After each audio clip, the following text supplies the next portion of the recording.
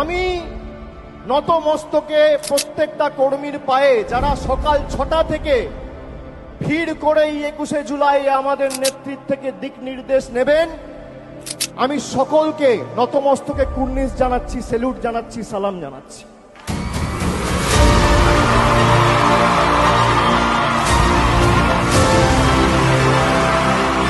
আজ থেকে 32 বছর আগের 21শে জুলাই সচিত্র পরিচয়পত্রের দাবিতে 13 জন নিজের প্রাণ দিয়ে ভারতবর্ষের প্রতিটা মানুষের গণতান্ত্রিক অধিকার ফিরিয়ে দিয়েছিল। 2025-এর 21শে জুলাই আজও যদি ইলেকশন কমিশনের কারচুপি রুখতে তৃণমূল কংগ্রেসের কর্মী সমর্থকদের রাস্তায় নেমে প্রাণ দিতে হয়, আমরা দেবো। দরকার হলে মমতা বন্দ্যোপাধ্যায়ের অনুমতি নিয়ে দিল্লিতে বৃহত্তর আন্দোলন তৃণমূল কংগ্রেস করবে।